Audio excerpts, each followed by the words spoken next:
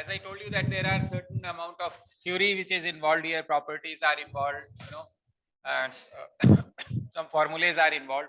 So a lot of by hearting is required, a lot of memory is also required, and a lot of application is required. So yeah, so for the first initial few hours, maybe I'm going to just keep on speaking, and you have to just note down few things, and we got to remember that. Of course, I'll try to make it as interactive as possible. So let's start with the very fundamental and basic of geometry. So geometry starts with what we call as a geometry starts with something which we call as a point. So what is a point?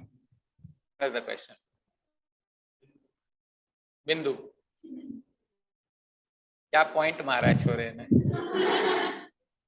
Okay, so point is a fine dot made by a sharp pencil. Could be a simplest definition of a point. It's a a fine dot made by a sharp pencil. Why I'm saying a fine dot and why a sharp pencil? Let us say this is a dot, but this is also a dot. This is also a point, and this is also a point. Also, so she made a bigger point now. So this point, sharper the pencil, closer we are towards the geometric definition of a point. So the finer the dot, closer it is to the ideal of a point. I mean, if your pencil is thick, चाचा चौधरी का pencil तो ऐसा होगा और साबू का pencil ऐसा होगा, तो कौन सा बेटर पेंसिल है? ये वाला बेटर, क्योंकि चाचा चौधरी का दिमाग कंप्यूटर से भी तेज चलता है. नहीं पता? कितने लोगों को नहीं पता इस बात का? अब पता चल गया. So this is a point, set of points, right? Set of points extending to infinity in both the directions. Set of points extending to infinity in both the direction is known as a line. Line is always represented by small alphabets. If you fix a point, now this line basically implies it is extending to infinity in both the directions, right? If you fix a point on the line, it is known as a ray. Yes, it is known as a ray. If you fix 2 points, then it is known as a line segment. So segment का मतलब होता है part. Although we keep using the word line, but the real thing that we are using is a line segment, right? Similarly, we have something known as a plane. So what is a plane? Infinite projection of two-dimensional what? Okay. So it is not a projection, it is two-dimensional space itself. It's a two-dimensional smooth surface extending to infinity in all the directions. For example, this board is a two-dimensional smooth surface. The only thing is that board is having a boundary. You extend this boundary up, down, right, left to infinity. It is known as a plane. So it's a two-dimensional smooth surface extending to infinity on the all sides. So that's how you define a point, a line, a ray, a line segment, and a plane. Now, apart from this, we also need to define something known as an angle. So how do you define an angle? What is an angle? Angle can be taken as inclination of, one way of understanding is it is an inclination of one line with respect to another line in anti-clockwise direction. And मतलब एक line का दूसरे line के प्रति जो झुकाव होता है, in which direction? Towards anti-clockwise. Clockwise का होती घड़ी ऐसे चलती है तो clockwise है, उसके opposite side anti-clockwise है. So this is an angle. Or you may want to say another definition. You have two rays having a common origin. Two rays having a common origin can also be defined as a angle. Now there are all different types of angles that we have been studying. So let's quickly go through those angles as well. First angle that we study is something known as a acute angle. So what is an acute angle? Any angle which lies between 0 to 90 is known as a acute angle. Then we have something known as a right angle. So when the angle itself is 90 degree, we call it as a right angle. Then there is something known as obtuse angle. So that when the angle is more than 90 and less than 180, so 90 or 180 के बीच का angle obtuse होता है. Then you have something known as a straight angle. So this is the point. So you have 180 degrees known as a straight angle. And then you also have something known as a reflex angle. It is 180 to 360 degree angle. Then there is something known as a complete angle. So you represent it like this. So this is 360 degree. These are some of the angles that we see. Apart from these, what are the angles that we know? We know something known as a complementary angle. Complementary angle hota hai when the sum of two angle is 90 degree, we call it as a complementary angle. So this is, let's say, A and this is B. So this is known as a complementary angle. Then you also have something known as a supplementary angles. So let us say this is alpha, this is beta. So when you have alpha plus beta is equal to 180 degree, you call it as a supplementary angle. What else do we know? We know vertically opposite angles also. Vertically opposite angles. So if you cross two lines, we know vertically opposite angles will always be equal. Then ये parallel lines था, उसके पहले कुछ बोल रहे थे, linear pair. Linear pair. So what is a linear pair? When two angles form a straight line. Let's say this is linear pair. So how is linear pair different from a complementary angle? That is the question. So if this is a linear pair, now the definition of linear pair could be in two adjacent angles when the non-common arm forms a straight line. So even before we do this, we need to know what is adjacent angle. So what is an adjacent angle? हम साथ साथ हैं. For example, the definition is it will have a common vertex. इसको vertex बोलते हैं. It will have a common arm and one angle is not a part of another angle. The reason is, let us say this is the vertex, this is the common arm. Let us say this is angle A and this angle is B. So this angle is A and this angle is B. So one angle is a part of another angle. A and B are not adjacent angle, but here A and B are adjacent angles, right? So it's a adjacent angles with a common vertex and a common arm is known as this. Now linear pair, when adjacent angles non-common arm, in this case this is the common arm, this is the non-common arm. So when the non-common arms form a straight line, it is known as a linear pair. So how do we really distinguish between a linear pair and a supplementary angle? You see, all linear pair angles will certainly be supplementary, but if angle is supplementary does not mean it is a linear pair angle. In other words, what I'm trying to say that linear pair is a subset of supplementary angles. For example, if you try to understand this, let us say I'm having a circle and let me say I draw some sort of quadrilateral within a circle. In a cyclic quadrilateral, vertically opposite angles will always be supplementary. Inka sum 180 hoga, but these are not forming a straight line. So please understand, if supplementary angle is a bigger set, so linear pair will be a subset of this particular supplementary angle. So that is how you distinguish between these two. Any other angles that we missed out?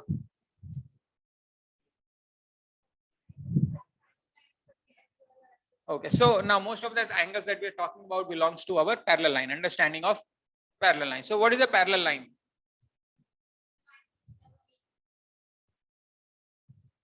Line which never meets. ये रही एक line, ये नहीं मिलेंगी. हाँ ये रही, ये रही.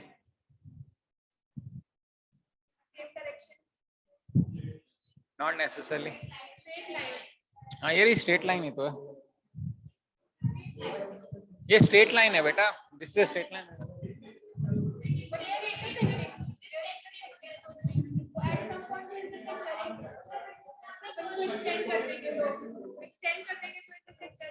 नहीं करेंगे तो बोलना पड़ेगा ना. Parallel line is a concept same dimension में. So parallel line is a concept of two dimension. It is a concept of a plane. Parallel line is a concept of a plane. So whenever you are saying two straight lines which do not meet, then we are assuming that we are talking about the two lines being present in the same plane. Because if you change the plane, then you can have two lines which will never meet. I mean, they will always be a distant apart, right? Of course, there's another technical definition in if you have two straight lines which are maintaining a corresponding fixed distance at every point, then also you say it's a parallel line. Now, for example, are these two lines parallel, L and M? Are these lines parallel now? Now it is parallel. So it needs to be indicated that these lines are parallel. So this arrow is a indication of parallel lines. Now, if I say, let's say L is parallel to M, and I say N is parallel to, yeah, M is parallel to N. What can you say about M, L and N? That means all three are parallel to each other. So I can say L is parallel to. So the property gets transferred to other parallel lines, right? So that's how you define parallel lines. Then there is something known as a transversal. So what is a transversal?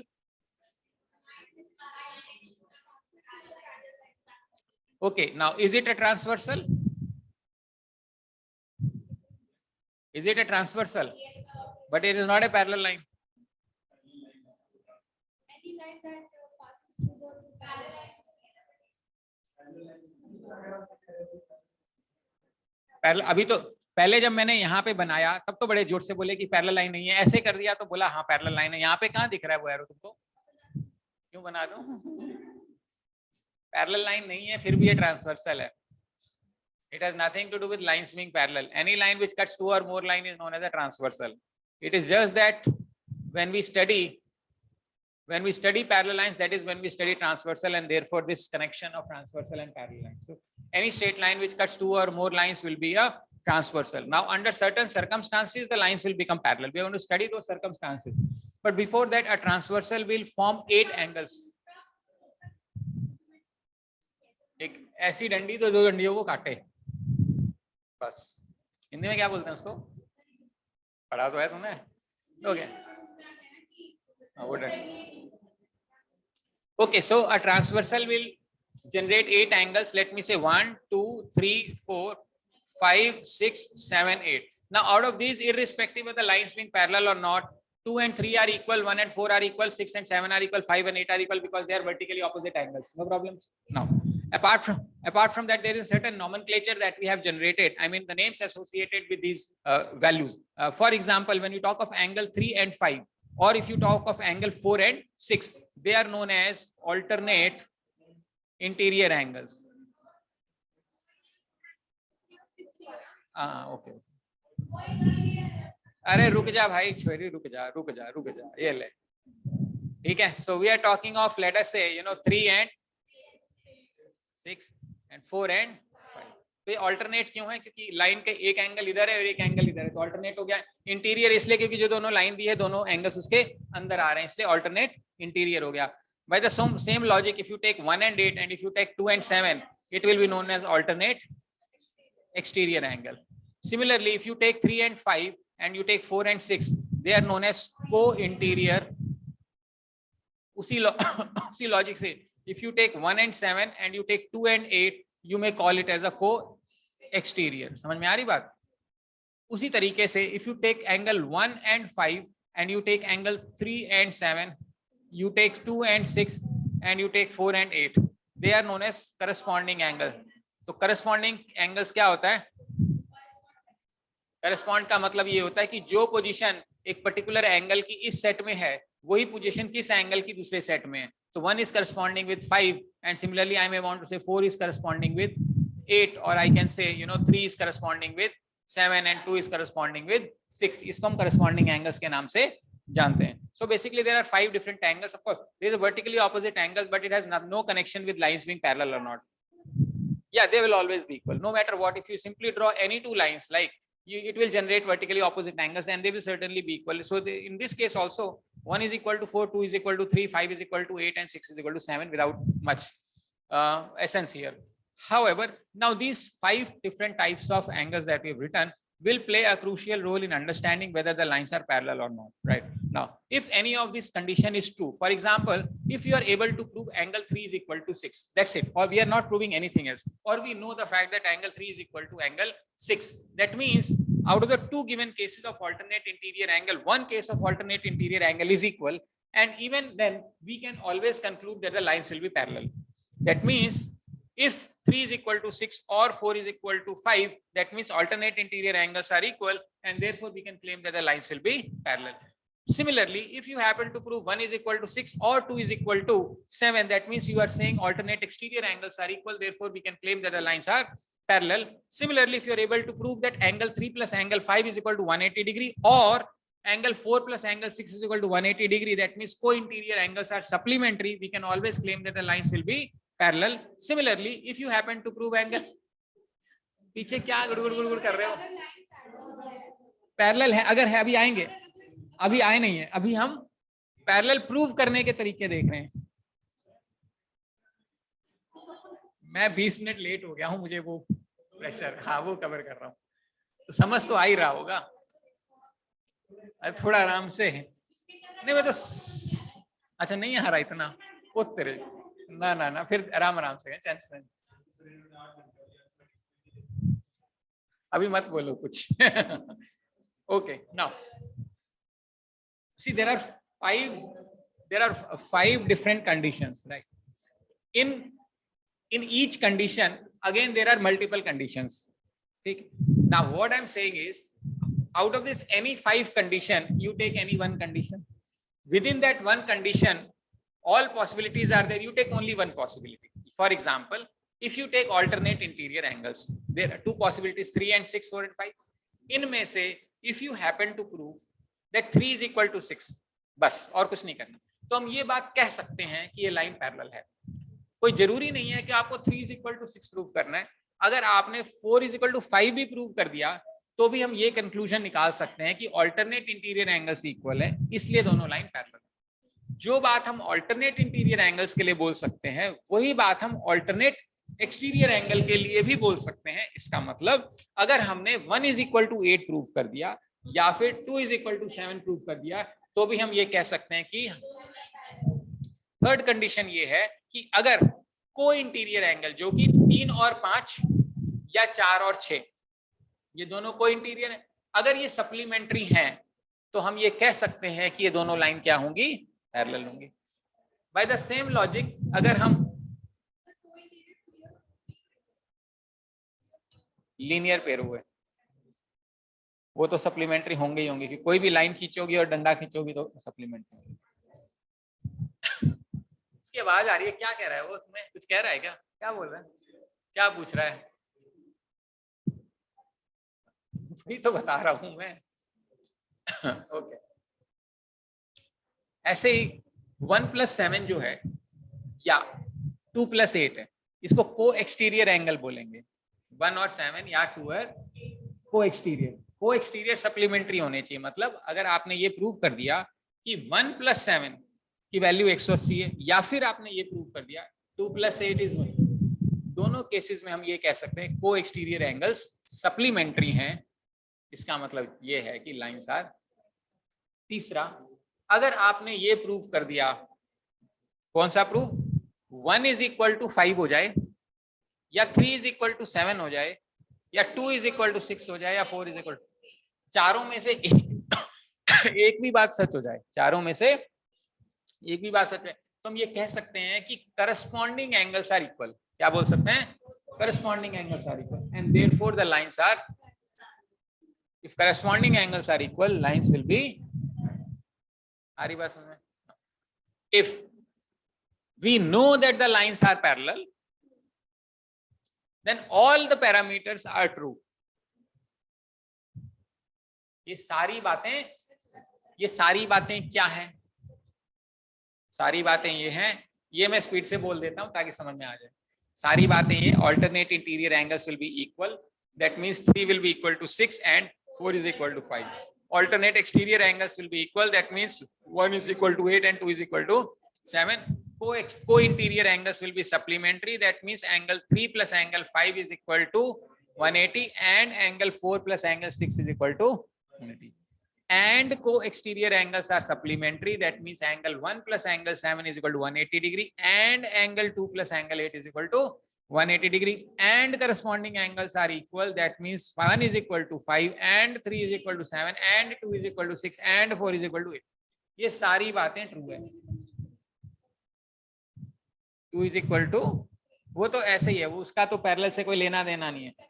2 is equal to 3 होगा, 1 is equal to 4 होगा, 6 is equal to 7 होगा, 5 is equal to 8 होगा, 1 + 2 180 होगा, 3 + 4 180 होगा, 5 + 6 180 होगा और 7 + 8 180 होगा। ये बातें तो होंगी। पैरेलल लाइन पे कोई भी क्वेश्चन इन प्रॉपर्टीज के बियॉन्ड नहीं जाएगा। जो भी क्वेश्चन बनेगा, जो मैंने अभी आपको प्रॉपर्टीज बताई है, उसी के अंदर से बनेगा। बट ये सारी प्रॉपर्टीज याद होनी चाहिए। कोई भी क्वेश्चन बनेगा 3 से 4 प्रॉपर्टी इकट्ठी लगेगी, तब जाके बात बनेगी। ठीक है, आ रहे समझ में कुछ? क्लियर है यहाँ तक सभी को? हाँ जी, ऑनलाइन क्लियर है सभी को? हाँ जी, कोई है? वही बताएगा अभी। ओके, चलो, no problems so far. Next idea that we need to study is triangles. But before we study triangles, one or more points about parallel lines. When two or more transversals intersect, when two transversals intersect two or more parallel lines, they will cut the parallel lines in the same ratio. What does this really mean? This means, let us say this is a line, there's another line, let's say, and there's another line, let's say. Let us say this is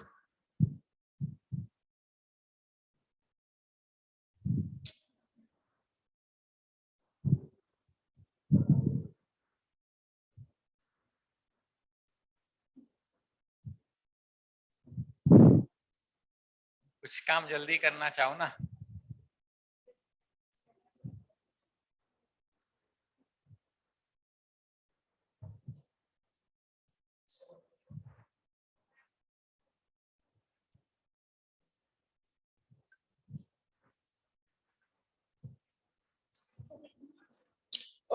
Okay, now see, let us say these are three lines L, M, N. This is a transversal. यहाँ पे एक cut करेगा, ये gap है, let's say ये length A है, ये length B है। अब एक लाइन ऐसी है, जब ये लाइन तिरछी होएगी तो ये मान लेते हैं C है। आपको ये तो श्योर है A और C सेम तो नहीं हो सकते। जैसे जैसे लाइन तिरछी होती जाएगी, इस गैप के अंदर ज्यादा लाइन आती जाएगी, और जैसे जैसे लाइन सीधी होती जाएगी, इसमें गैप कम होता जाएगा। ये मान लो D है, A cannot be C, B cannot be D। But अगर हम A और B का रेशियो लेते हैं और C और D का रेशियो लेते हैं, ये सेम मिलेगा आपको।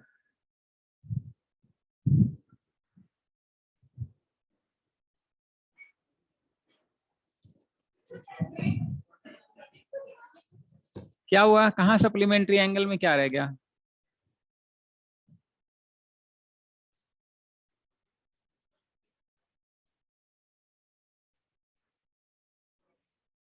दीपक, सप्लीमेंट्री एंगल क्या है? कहाँ पे confusion?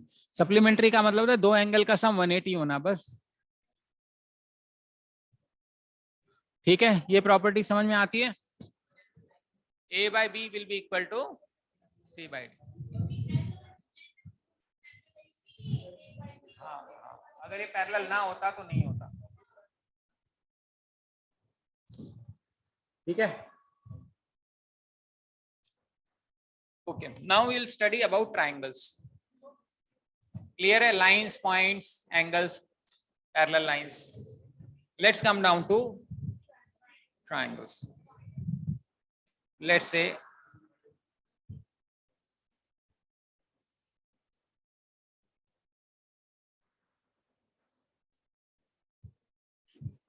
so what is a triangle?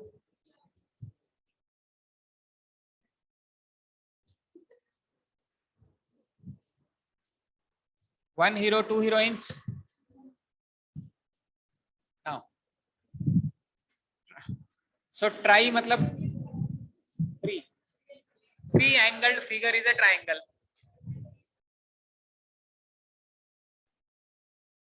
ये राम लक्ष्मण की जोड़ी अलग करनी पड़ेगी भाई, तुम्हारी जोड़ी तुम दोनों की।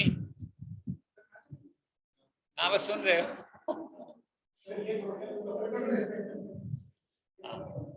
अच्छा अच्छा, ओके, अच्छा ठीक है। अभी यहाँ ध्यान दो। तो try angle, 3 angle figure is triangle. जो जहां पे 2 लाइंस मीट करती है हम उसको वर्टेक्स के नाम से जानते हैं, ये वर्टेक्स है, ठीक है, और इसको हम एंगल बोलते हैं। It can be simply represented as angle A, right? So the line which is opposite to angle A will always be represented by small alphabet of the same angle. तो मान लो ये एंगल B है तो इसके सामने वाली side को हम स्मॉल b बोलेंगे, इसके सामने वाली साइड को स्मॉल c बोलेंगे। That is how triangle is represented. So obviously it has 3 angles and 3 sides, right? Now depending on lengths we can classify the angles, and depending on angles also we can classify the angles. Now अगर हम length के basis पे classify करें तो हम एक तो बोलते हैं scale and triangle. Scale and triangle में तीनों साइड्स एकदम से अलग होती हैं, और अगर एक दो दूसरा होता है ISOCELESE या नहीं S, okay. So we have isosceles triangle where 2 sides are equal and third side is not, and the third one we have is equilateral triangle. So if all the 3 sides are equal, then we call it as a equilateral triangle, right? So these are the ways we represent a triangle depending on their lengths. Then we can also classify depending on angles. If all 3 angles are less than 90 degree, we call it as an acute angle triangle. If one of the angle is more than 90 degree, we call it as an obtuse angle triangle. If one of the angle is 90 degree, we call it as a right angled triangle. Okay, so this is the classification depending on sides and depending on angles. Now, within a right angled triangle, if you try to see few things, let us say I draw a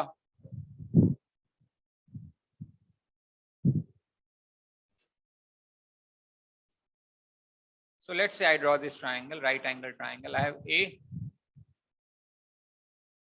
B and C. So obviously this length will be represented as B, this will be A and this will be C. Using Pythagoras theorem, we know B square is equal to A square plus C square. Right. Now, if the same triangle, I bend it outside. ये क्या कर रहे हैं?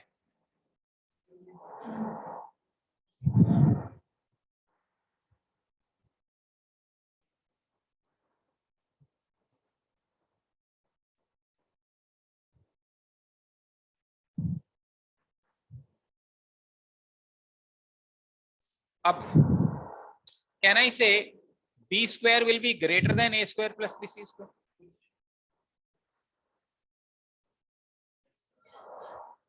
ऐसे था, बढ़ गया. This will help you to identify whether the triangle is a acute angle triangle or a obtuse angle triangle.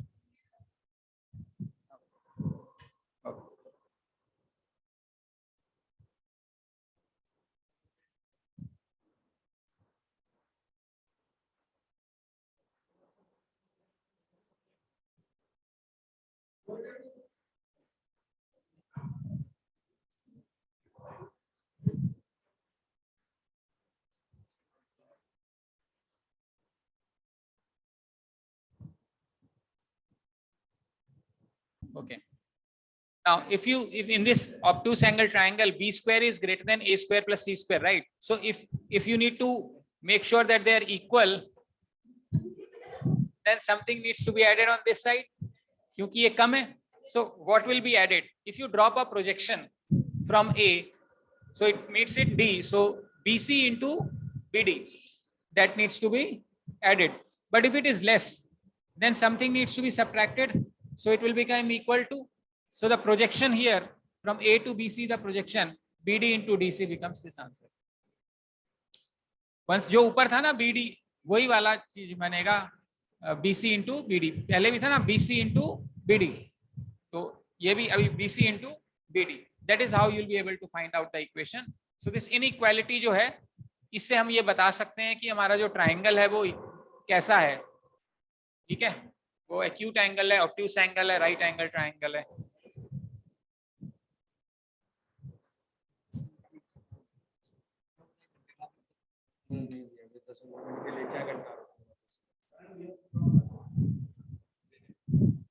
15 minute में हो जाएगा तेरे को लग रहा है? हाँ हो जाएगा क्या? वहीं खड़ा रहे उसके सामने कि 15 मिनट में कर उसको।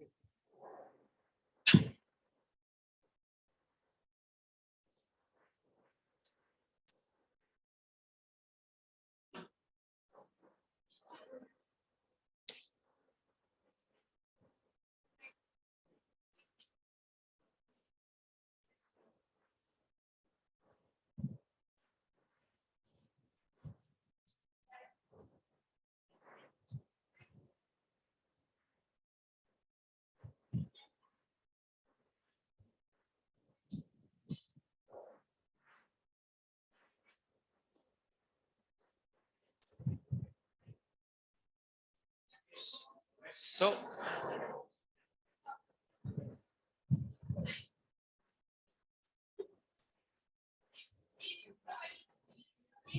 so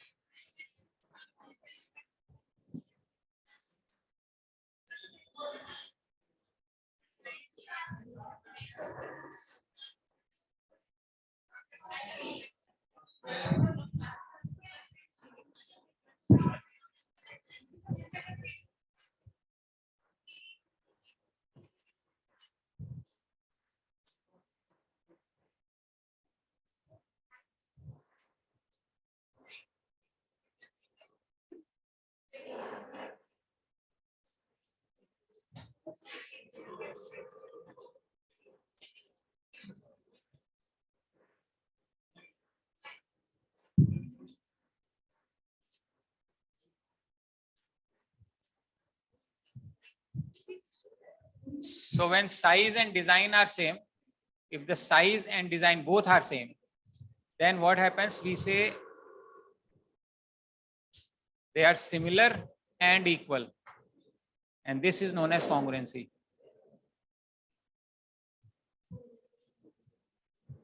ठीक है, ये लिखा. So if you want the two triangles to be congruent, तुम्हें करा रहा हूँ.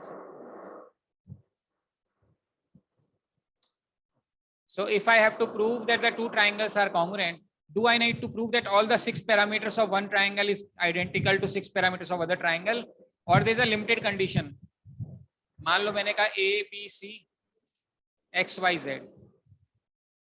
अगर कॉन्ग्रुएंट का मतलब ये है कि जो AB है वो XY के बराबर है, BC जो है वो YZ के बराबर है, और AC जो है XZ.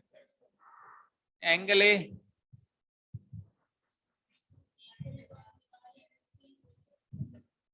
छह बातें हो गई. अगर मुझे ये प्रूव करना है कि दोनों ट्राइंगल कॉन्ग्रुएंट हैं, क्या मुझे 6 की 6 बातें प्रूव करने की जरूरत है या कुछ लिमिटेड कंडीशन से काम चल जाएगा? Limited conditions. उन लिमिटेड कंडीशन को बोला जाता है कॉन्ग्रुएंसी थ्योरम्स.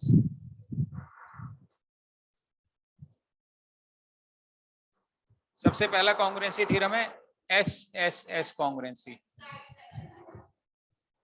यानी अगर 3 sides of one triangle is equal to 3 sides of other triangle, we can say that the triangles are congruent.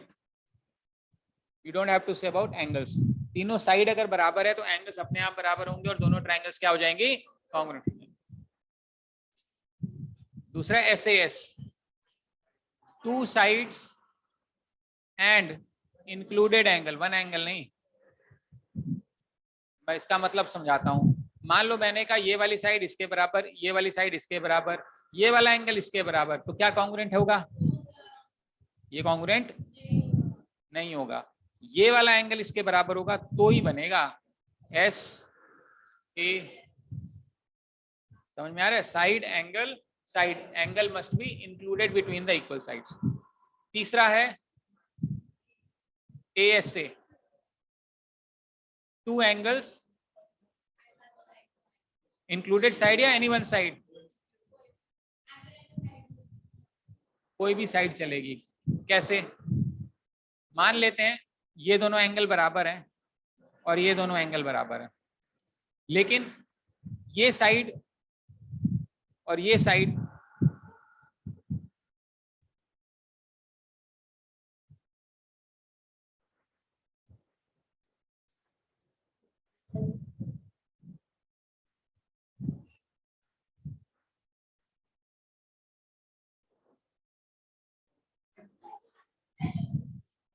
ठीक है। तो मान लेते हैं ये वाली साइड, ये दोनों एंगल बराबर है और ये वाली साइड बराबर थी, तो क्या कॉन्ग्रुएंट होएगा? क्योंकि ये वाला एंगल और ये वाला एंगल तो बाय डिफॉल्ट इक्वल हो जाएगा। क्यों? क्योंकि अगर दो एंगल बराबर हैं तो तीसरा एंगल अपने आप ही बराबर होगा। तो ये ए एस ए बन जाएगा। ए एस ए की क्रॉलरी भी आप ए एस भी कह सकते हो या एस ए भी कह सकते हो। तीसरा है RHS कॉन्ग्रुएंसी थ्योरम, यानी right angle, hypotenuse and side. इसका मतलब अगर मेरे पास दो राइट एंगल ट्राइंगल हैं और मुझे दोनों को कॉन्ग्रुएंट प्रूव करना है तो 90 तो होना ही चाहिए और हाइपोटेन्यूज तो होना ही चाहिए। उसके बाद ये वाला राइट एंगल, हाइपोटेन्यूज और साइड। हाइपोटेन्यूज जो सबसे लंबी साइड होती है उसको हाइपोटेन्यूज बोलते हैं, जो सबसे लंबी साइड होती है उसको अपन हाइपोटेन्यूज बोलते हैं। ठीक, अब ये दोनों तो होना ही चाहिए। अब मान लेते हैं ये वाली साइड चाहे इसके बराबर हो तो भी चल जाएगा, ये वाली साइड इसके बराबर हो तो भी चल जाएगा, ये वाली साइड इसके बराबर हो तो भी जाएगा, यानी कोई भी एक साइड किसी भी दूसरी साइड के बराबर होनी चाहिए। RHS कॉन्ग्रुएंसी थ्योरम लगेगा।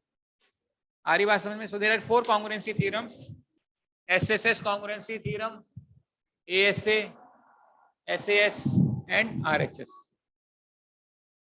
यहां तक क्लियर है? इसके बाद आता है सिमिलैरिटी थ्योरम। ठीक है, सिमिलैरिटी थ्योरम। सिमिलैरिटी थ्योरम में फिगर्स हमारी सिमिलर होती हैं, डिजाइन्स आर सेम। उसमें क्या होता है?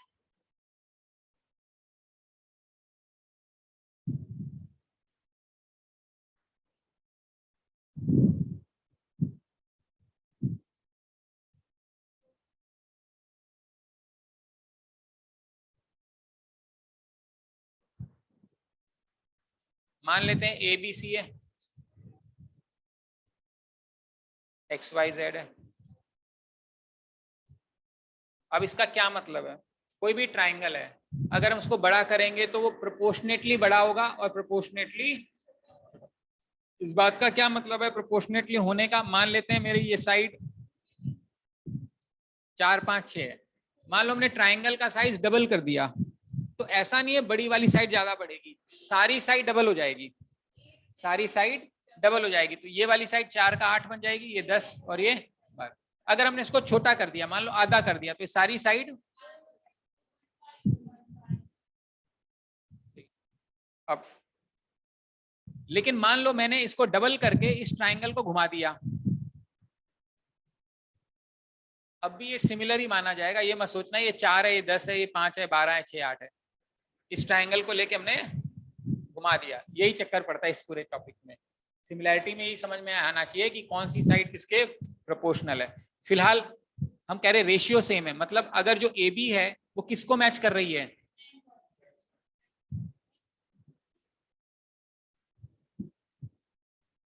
BC किसको मैच कर रहा है? YZ। और AC किसको कर रहा है? अब अगर आप देखोगे AB की वैल्यू 4 है, इसकी वैल्यू 8 है, इसका रेशियो BC की वैल्यू 6 है, इसका 12 है, इसकी वैल्यू 10 है, इसकी वैल्यू,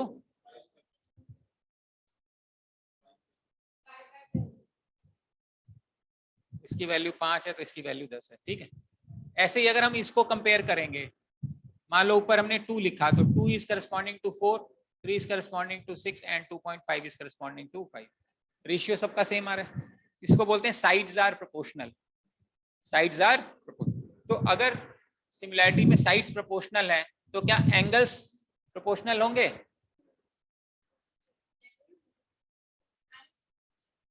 एंगल इक्वल, क्योंकि देख मान लो ट्राइंगल डबल हो गया, अगर इसमें 180 डिग्री है तो 360 डिग्री थोड़ा ना हो जाएगा। So sides are proportional and angles are equal. sides are proportional, angles are equal. मतलब क्या होगा यहाँ पे, एंगल ए जो है वो एंगल एक्स के बराबर होगा, एंगल बी एंगल वाई के बराबर, एंगल सी एंगल, ठीक है। अब मान लो मुझे कोई दो ट्राइंगल को सिमिलर प्रूव करना है, दो ट्राइंगल में चेक करना चाहता हूँ सिमिलर है या नहीं है। क्या मुझे 6 की 6 बातें चेक करनी पड़ेंगी या कुछ लिमिटेड कंडीशन से काम चल जाएगा? कुछ लिमिटेड कंडीशन से काम चलेगा। वो लिमिटेड कंडीशंस क्या है हमें वो समझनी है फिलहाल। सबसे पहले लिमिटेड कंडीशन है, मान लेते हैं ये मेरे पास एबीसी है। नाउ इफ पहला वाला है एस एस एस सिमिलैरिटी, यानी if 3 sides of one triangle is proportional to 3 sides of other triangles, the two triangles will be similar. If 3 sides of one triangle is proportional to 3 sides of other triangle, that means angles equal proof करने की जरूरत नहीं है। अगर हमने ये prove कर दिया AB upon XY is equal to BC upon YZ is equal to AC upon XZ, हम ये कह सकते हैं कि दोनों ट्राइंगल मेरे सिमिलर है, एंगल्स प्रूव करने की जरूरत नहीं है। सेकेंड हमारी सिमिलैरिटी होती है SAS सिमिलैरिटी थ्योरम। इसमें 2 साइड्स एंड इंक्लूडेड एंगल होना चाहिए। समझ में आ रहा है? 2 साइड्स एंड इंक्लूडेड एंगल, मतलब जो साइड्स है वो तो प्रोपोर्शनल हो, उनके बीच का जो एंगल है वो इक्वल हो, तभी जाके ये SAS सिमिलैरिटी थ्योरम बनेगी। समझ में आ रही है? 2 साइड जो है वो प्रोपोर्शनल हो और बीच वाला जो एंगल है वो इक्वल हो। कोई दिक्कत तो नहीं है इसमें। तीसरा मोस्ट इंपॉर्टेंट, AA या AAA या AAS, ये करने की जरूरत नहीं है, ये भी करने की जरूरत नहीं है, ये मोस्ट इंपॉर्टेंट, क्योंकि दो एंगल बराबर होंगे, तीसरा एंगल अपने आप बराबर हो जाएगा। तो सबसे इंपॉर्टेंट जो एग्जाम में क्वेश्चंस बनते हैं वो सिमिलैरिटी के अंदर बनते हैं, और सिमिलैरिटी में भी सबसे ज्यादा AA सिमिलैरिटी का क्वेश्चन बनता है, ठीक है। तो if two angles we are able to prove then the triangles will be similar. I am going to draw a question, you are to tell me which two triangles are similar and why. अब question देके रुकने का time आया, वो भी रुक गया, घूमू वाला भी। Let us say this is 90 degree. This is A, this is B, this is C. From here, let me say I drop a perpendicular to this line. Right? ये bisect नहीं कर रहा, by the way, दिख भी रहा होगा। How many triangles are there? इसको अंदर वाले ADC को 1 बोल दिया मैंने, ABD को 2 बोल दिया और बाहर वाले को 3 बोल दिया। कौन से दो ट्राइंगल सिमिलर हैं और क्यों? हो गया चालू, चलो। क्यों? ये तुम सब जुगाली क्यों कर रहे हो? आगे कर रहे हैं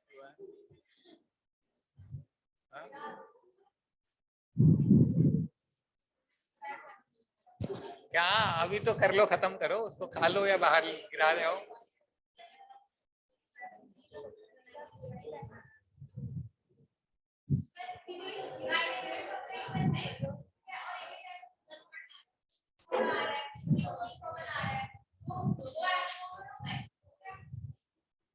तो 1 2 के बराबर क्या? 1 2 सिमिलर कैसे हो गया?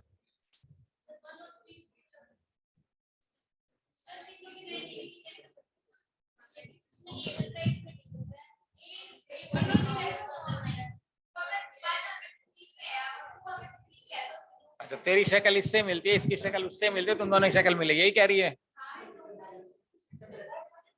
ठीक है, लॉजिकल तो है वैसे। चलो फटाफट प्रूव करो इसको, कैसे हो रहा है। आई वांट, अगर ऐसा है तो साइड प्रोपोर्शनल होनी चाहिए ना। लिखो कौन सी साइड किसके प्रोपोर्शनल है, लिख के दिखा। 90 कहाँ बेटा? एक एंगल A 90 है। अच्छा ये कह रही है क्या? हाँ ये 90, हाँ हाँ कोई बात नहीं, ये 90 है तो ये भी 90 होगा उसमें। तो सिमिलैरिटी तो दो ही ट्राइंगल के बीच में निकालनी है। पहले किसके बीच में निकाल रही है? कैसे?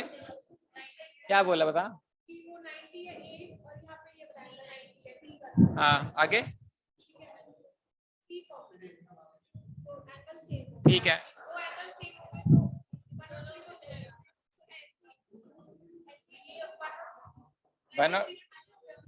कैसे 90 है कॉमन, ए कॉमन कहाँ है? हाँ बी कॉमन है।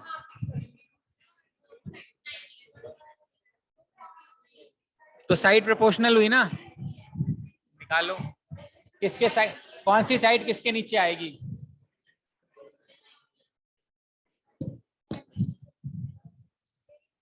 अगर प्रूव कर लिया तो ये बताओ कौन सी साइड किसके प्रोपोर्शनल है, वो रेशियो लिख के दिखाओ मुझे।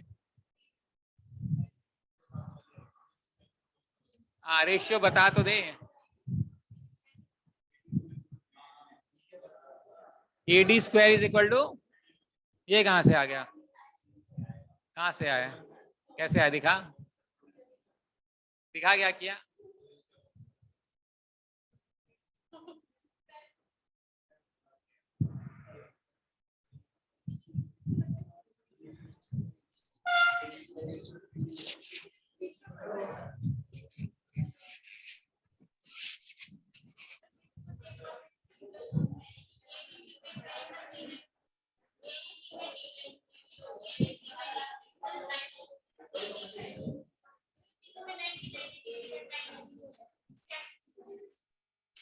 सिमिलैरिटी के लिए दो ट्रायंगल चाहिए ना, तू कौन से दो ले रही है? तू तो तीनों ले रही है, अपने को दो लेने हैं।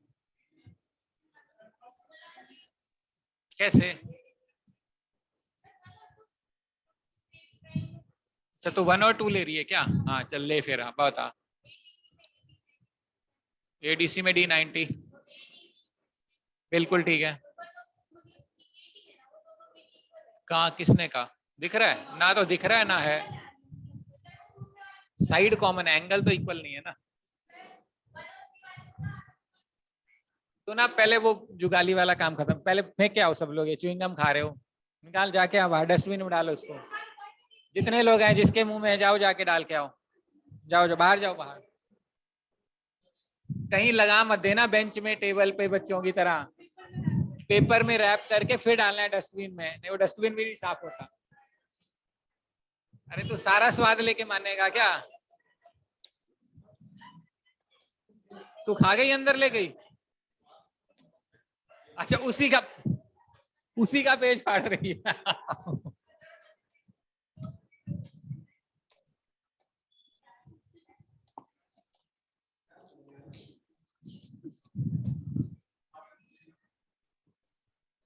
है क्या? खैर जुगाली तो नहीं कर रहा था वो, रोक रखा है यहाँ पे, वो ऐसे चबा तो नहीं रहा था, पता नहीं है या नहीं।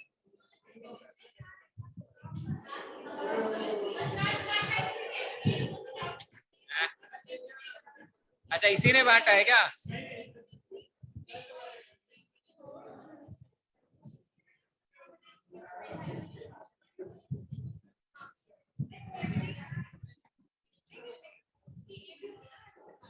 वो फिर खा तो नहीं रहा था, मुंह में तो उस, इस,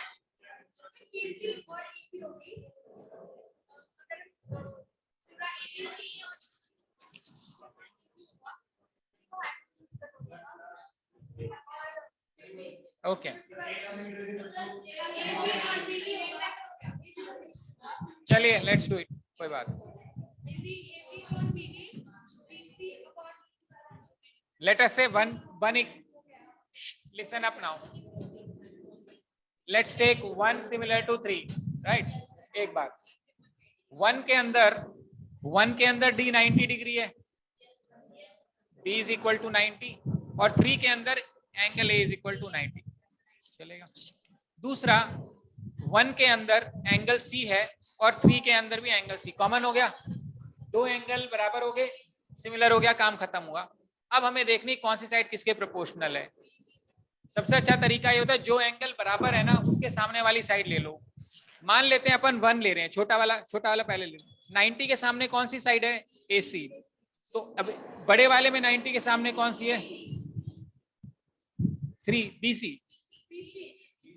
ठीक है। अब सेकंड का एंगल कौन सा? C कॉमन था, C के सामने कौन सी साइड है? AD। तो इसमें बड़े वाले में C के साथ AB, C के सामने AB है ना। अब दो साइड हो गई, AC लिख लिया अपन ने, AD लिख ली, तो बचा क्या? BC बचा, और तीसरे वाले में BC लिख लिया हमने, ए बी लिख लिया तो ए सी बचा, ये इक्वल टू हो गया। अगर हम फर्स्ट और थर्ड का एक रिलेशन देखते हैं, ये रिजल्ट होता है A C square is equal to B C into D C, A C square is equal to B C into D C, this is a result. A C square बेटा, this square is equal to this small length into this total length. अब मैं चाहता हूं इसी logic से आप 2 similar to 3 करके ये रिजल्ट निकालो, ऐसा something square is equal to something into something, ये सब लोग कर लेना, वो निकाल लो बस 1 मिनट के लिए।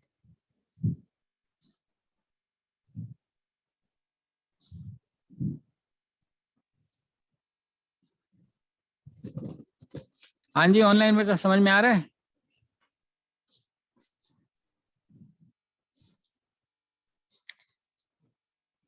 यश तुम्हारा सिस्टम अनम्यूट हो रहा है बारी बारी।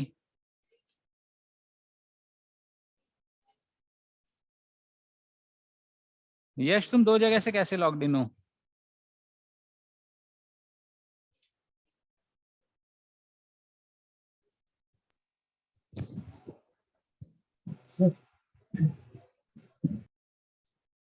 बनी बात, क्या है रिजल्ट बता?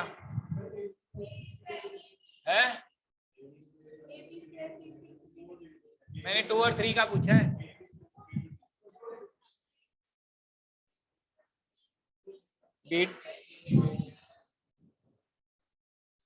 इसका रिजल्ट आएगा तुम्हारा ए बी स्क्वायर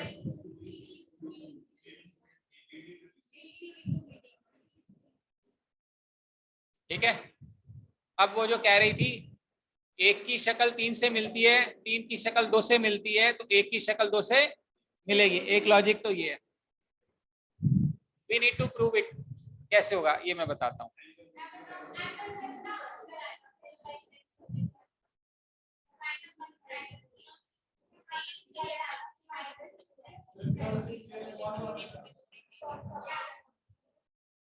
मान लेते हैं ये एंगल थीटा है। अगर ये एंगल थीटा है तो ये वाला एंगल कितना हो जाएगा? 90 माइनस थीटा। चूंकि ये पूरा एंगल 90 है, ये ग्रीन वाला एंगल कितना हो जाएगा? 90 माइनस ऑफ ये वाला एंगल, तो 90 माइनस थीटा कितना बनेगा? 90 माइनस 90 प्लस थीटा, तो ये एंगल कितना हो गया? थीटा। तो 1 में ये रेड थीटा और 2 में ये ग्रीन थीटा, और इसमें ये 90 और इसमें ये 90, तो हो गया दोनों ए सिमिलरिटी। अब साइड्स प्रोपोर्शनल, 90 के सामने मान लो लिखा अपन ने AC, इस 90 के सामने अपन ने लिखा AB, इस थीटा के सामने हमने लिखा AD, इस थीटा के सामने हमने लिखा BD। अब हमारे पास AD हो गया, AC हो गया, तो मेरे पास बचा DC, AB हो गया, BD हो गया, तो मेरे पास बचा AD। इन दोनों का रिजल्ट निकालोगे तो AD square is equal to BD into DC। This is the most important result for your exam.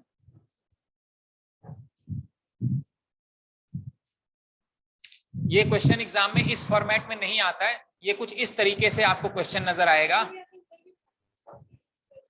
AB square नहीं बताया था बेटा, अलग बता, अभी देखते हैं।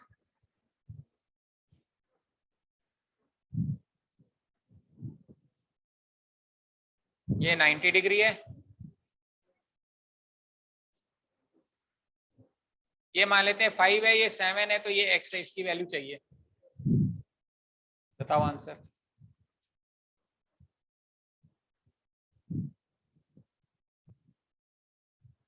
AB is 5, DC is 7, what is the value of x? क्यों?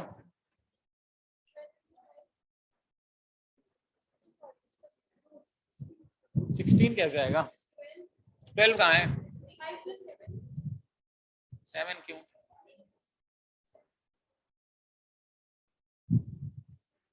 हाँ ये 7 है।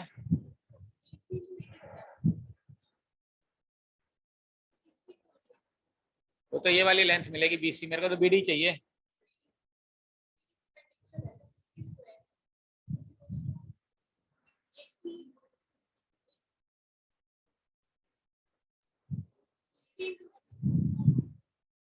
इस ट्रायंगल को अपन ऐसे इन्वर्ट कर दिया, ये है ना ऊपर 90 बन रहा था ना, ऊपर 90 बन रहा, उसको घुमा के नीचे 90 बना दिया, तो यही तो फिगर है।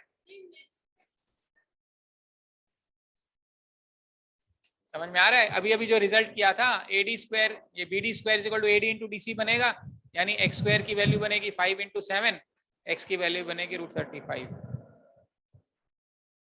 ये ट्राइंगल घूम गया बस।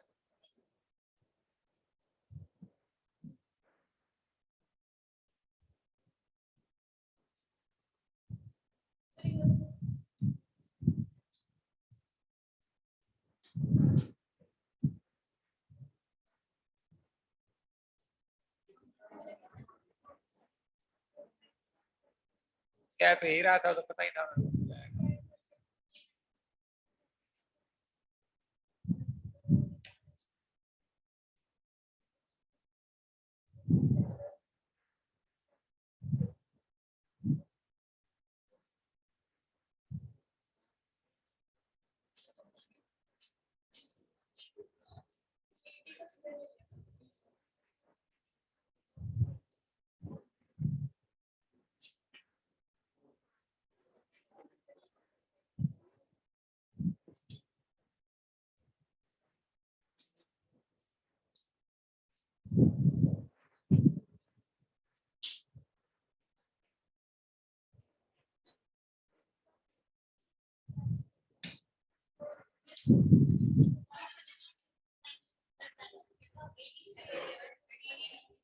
ये देखिए है ना, ये रिजल्ट आ गया।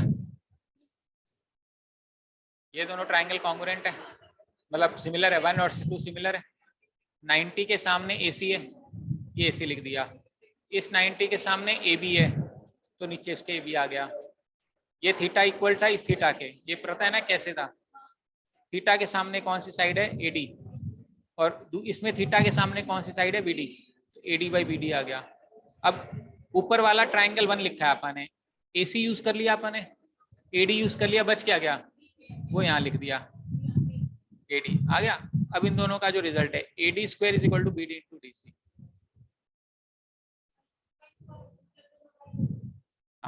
दिस क्रॉस मल्टीप्लाई कर दिया ये। हाँ यश बोलो। सर हाँ बताओ। सर जैसे सिमिलर का रेशो पता लगता है या फिर अपन साइड भी निकाल सकते हैं उससे? क्या चीज? जैसे AC बाई BC 1/2 है। AC बाय BC कहाँ पे? यहाँ पे? नहीं किस सर, फिगर? साइड वाले में से जो बीच में लिखा ये हुआ है। ये वाला, हाँ हाँ। तो सर अगर अपने को AD 3 दिया हुआ है तो AB 6 ही आएगा? हाँ बिल्कुल, अगर ये लेंथ फिक्स है और ये रेशियो दे रखी है तो बिल्कुल सही आएगा। ये 3 है तो ये 6 आएगा। ठीक बात है। ओके। ठीक, हाँ जी, क्लियर है? यहाँ तक समझ में आया similarity and congruency?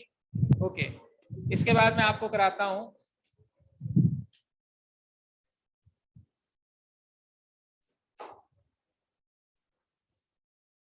Angle bisector theorem और एपोलोनियस थ्योरम। ठीक है, अब हम आते हैं एंगल बाइसेक्टर थ्योरम में।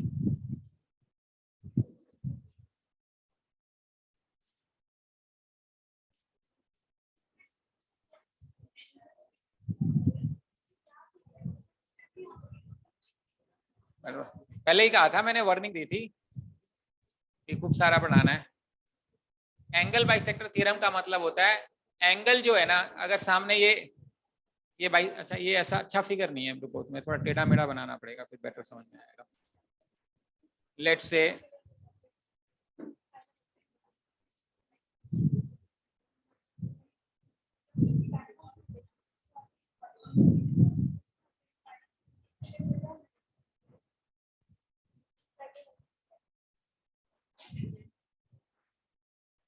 ये मान लेते हैं एंगुलर बाइसेक्टर है, ये बराबर है।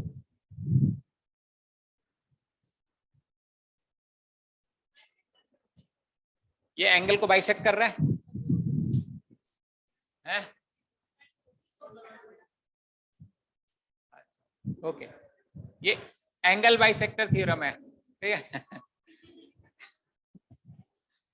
एंगल बाइसेक्टर क्या होता है? जो सामने वाले एंगल को दो बराबर हिस्सों में बांट दे, उसको एंगल बाइसेक्टर बोलते हैं। ऑफ कोर्स हम ये सब पढ़ेंगे, point of intersection of angle को, एंगल जिस एंगल से निकाल रहे हैं। वो सामने वाली साइड को इंटरसेक्ट करेगा, किसी ना किसी पॉइंट पे इंटरसेक्ट करेगा, ये दो टुकड़ों में बटेगा।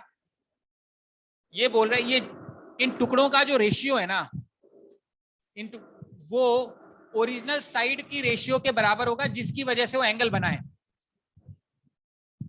Angle bisector will divide the opposite side in the ratio of the sides containing the angle.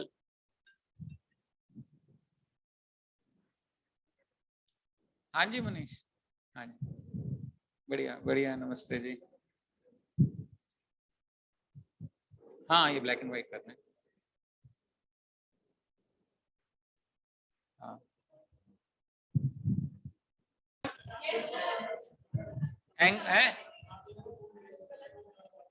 हाँ angle bisector theorem says the angular bisector will divide the opposite side in the ratio. What ratio?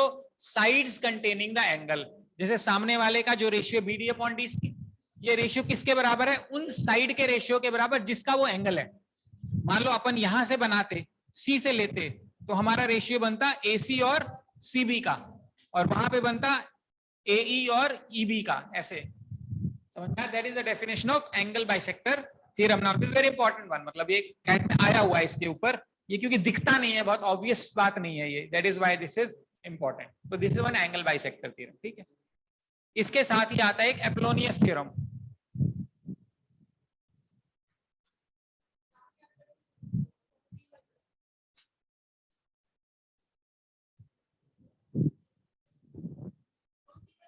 एपोलोनियस theorem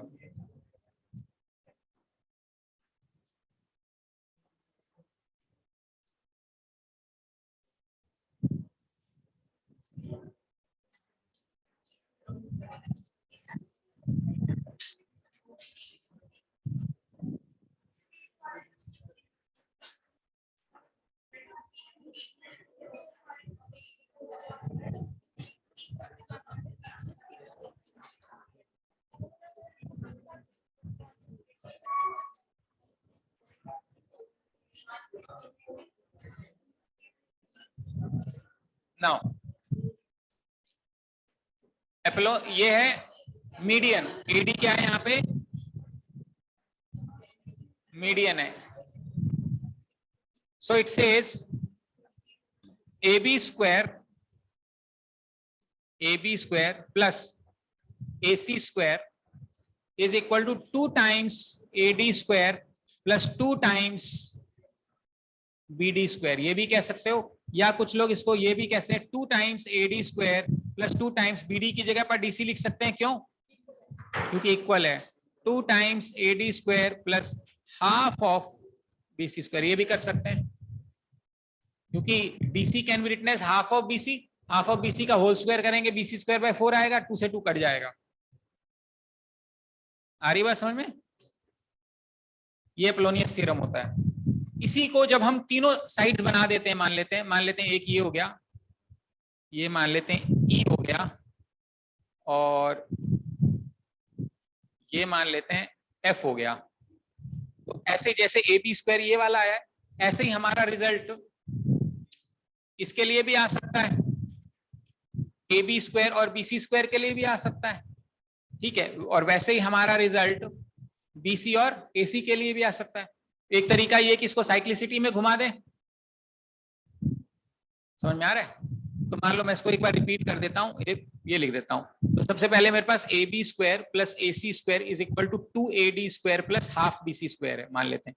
A can be replaced by B can be replaced by C, plus A can be replaced by B, C will become A is equal to 2B, D can be replaced by E का square plus half CA का square। समझ में आ रहा है? फिर ये बनेगा CA square plus CB square is equal to 2AB CDEF का square plus half C का A बनेगा B का square, यही बनेगा। Now if I add this LHS and RHS, AB square plus BA square is same as AB square, तो ये बन जाएगा 2 times AB square plus AC square plus AC square, यहाँ AC स्क्वायर आ जाएगा plus BC square आ जाएगा। इधर क्या आ गया मेरे पास? 2 टाइम्स AD स्क्वायर आ गया प्लस BE स्क्वायर आ गया प्लस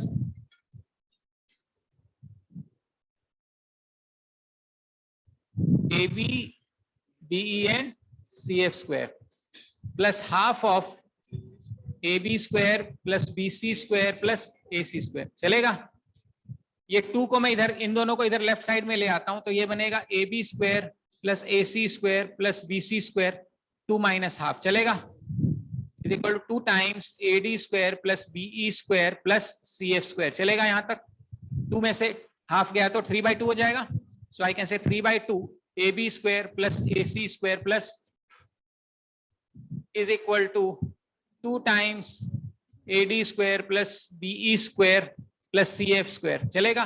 क्रॉस मल्टीप्लाई कर देते हैं तो ये बनेगा 3 times AB square plus BC square plus AC square is equal to 4 times AD square plus BE square plus CF square. It means 3 times the sum of the squares of the side is equal to 4 times the sum of the squares of the median। ये हमारी 10वीं class में question आया करता था, नहीं आता था?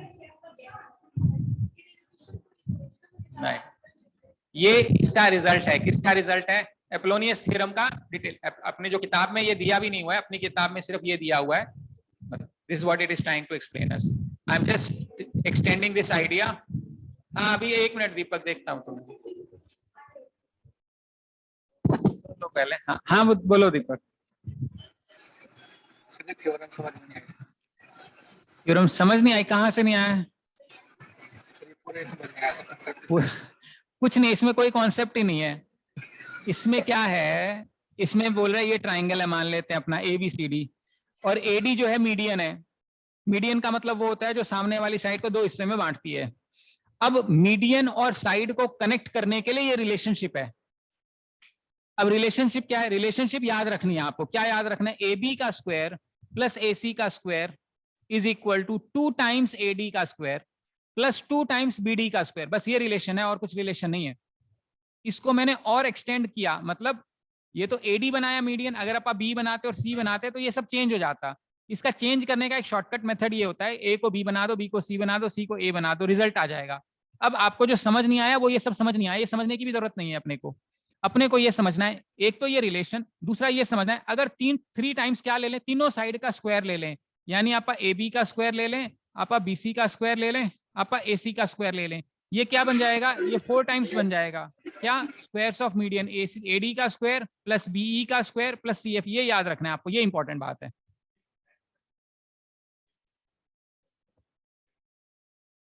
थ्योरम है, this is the relation between sides and median. So if there's a triangle, you have sides and median. We will not be able to, how do you connect or bring about a relationship between these two statements?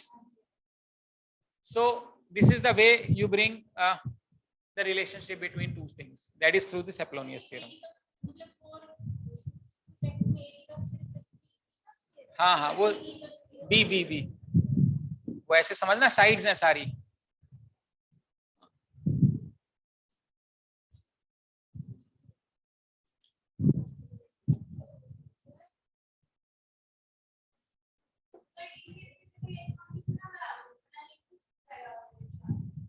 हाँ, करा दूंगा, कोई बात नहीं, सब लोग ready हो तो।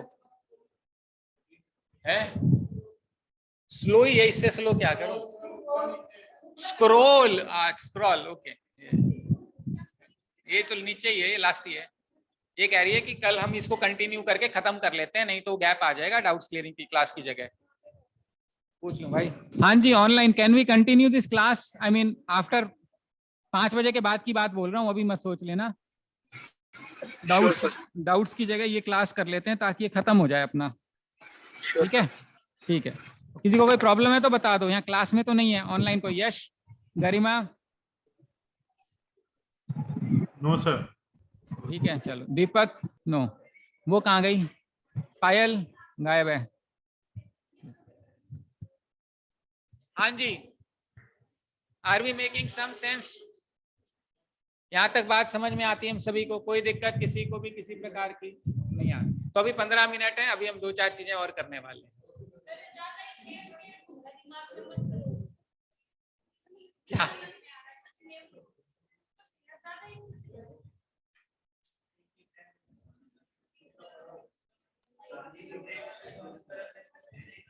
एक ही दोनों थ्योरम नहीं तब ले सकते हो जब एंगुलर बाइसेक्टर और मीडियन सेम हो। ऐसा इक्विलेटरल ट्रायंगल में होता है तो वहां पे ये रूल ले सकते हो, कोई दिक्कत नहीं है, लेकिन सभी में नहीं ले सकते क्योंकि सभी में नहीं होता है ये प्रॉब्लम। ठीक है, क्या क्या है कर सकते हैं हम अभी 10 मिनट में, 15 मिनट में।